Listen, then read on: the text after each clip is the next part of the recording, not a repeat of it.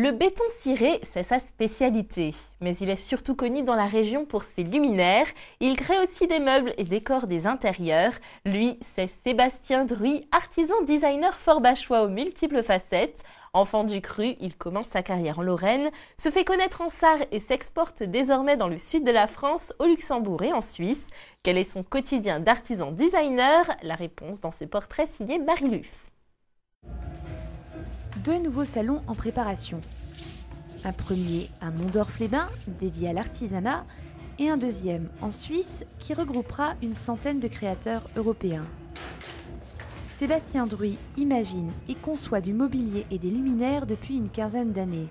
C'est un habitué des halls d'expo, mais jusqu'à présent ce sont surtout des grandes pièces qu'il présentait lors de ses showrooms, comme par exemple ces 3 luminaires en métal et bois cintré entreposés dans son couloir.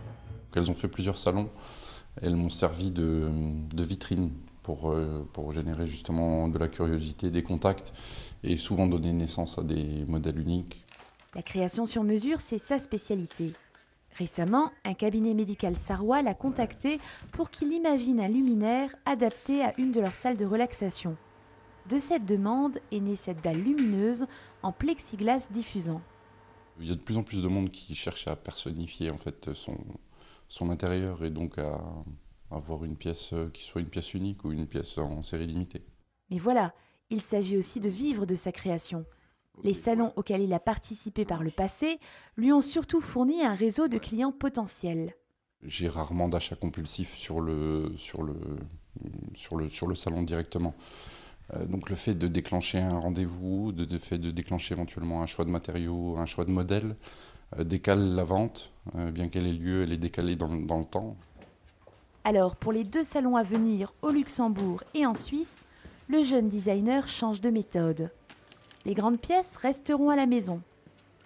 Lui serviront cette fois-ci de modèle de petits luminaires qu'il aura fabriqués d'ici là et qu'il compte bien écouler. J'essaye de m'inscrire dans une démarche de design artisanal. Donc forcément, je reste dans de la petite série, dans de la série limitée ou de la pièce unique. 14 nouveaux modèles sont donc prévus et ils respecteront cette logique. 4 luminaires seront déclinés en série de 10 et 10 seront des pièces uniques. Mais bien qu'il lui reste beaucoup de travail, le jeune homme court les rendez-vous. Car depuis quelques années, il décore également des intérieurs. Et il s'est forgé une belle réputation en Lorraine et en Sarre. Il a par exemple redécoré cette boutique située à Sarrebruck dans la vieille ville. Ce pan de mur en briquettes de bois debout, c'était son idée.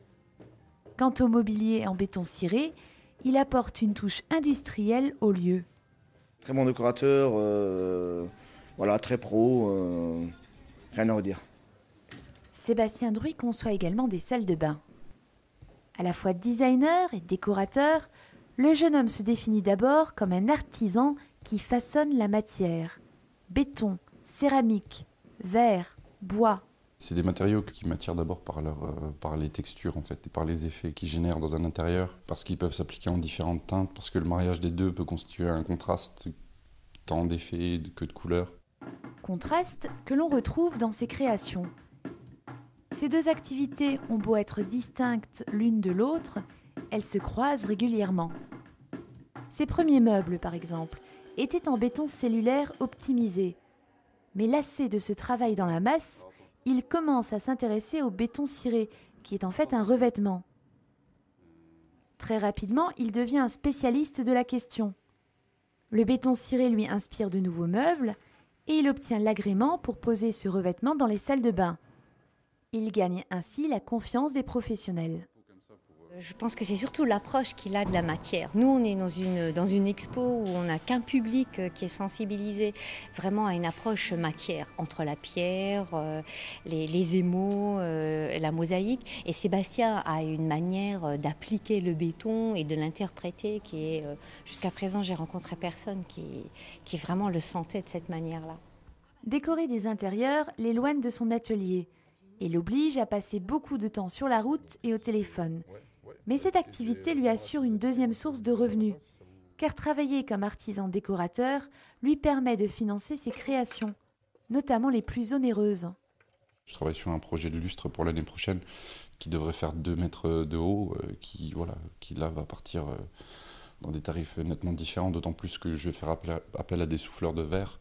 Et au milieu de ce planning déjà bien chargé, il doit encore dégager du temps pour le site web, les flyers, la communication. Une partie qu'il délègue volontiers à ses amis, car son moteur, ce qui le fait vibrer, c'est la création. Bien qu'il ne puisse s'y consacrer H24, il y pense toute la journée. L'inspiration, elle vient un peu n'importe quand, elle vient souvent quand on ne l'attend pas. Et c'est justement là c'est l'intérêt de la chose. Ça peut être un instant au téléphone, c'est en train de penser à une matière, à un autre chantier, quelque chose, et l'idée va venir toute seule. Puis voilà. En fait, je la mets dans un petit coin de ma tête et je la laisse venir toute seule.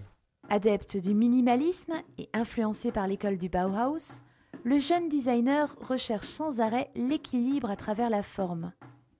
Cette colonne, en béton ciré, est en fait un meuble de salle de bain. Et ses créations, il les teste d'abord chez lui, dans son appartement, situé juste au-dessus de son atelier. Je me sers du lieu pour tester des choses. C'est un peu ma feuille de brouillon, pour expérimenter des choses, pour essayer quelque chose que je ne vais pas forcément placer chez un client parce qu'il n'y a pas pensé, parce qu'on a des contraintes techniques qui ne le permettent pas. Moi, je vais, un peu comme dans un laboratoire, je vais tester les choses ici. Son appartement, en fait, c'est un mini showroom. Et certaines de ses réalisations sont particulièrement ingénieuses. Cette télévision, par exemple, elle pivote sur elle-même. Et sur chacune de ses créations, le sigle SD se décline. SD, alors c'est la transposition phonétique de mes initiales en fait. Le S de Sébastien et le D de Druy, donc SD. SD est aussi une marque déposée, une marque qu'il espère bien promouvoir davantage en Suisse et au Luxembourg. Pour l'instant, il doit impérativement terminer la fabrication de ses luminaires. 54 pièces qu'il va falloir poncer, lisser, découper, assembler. Ces journées, il les passe sur des chantiers. Les prochaines nuits vont donc être courtes, car tout doit être prêt pour le 16 novembre, date de son salon à Mondorf-les-Bains.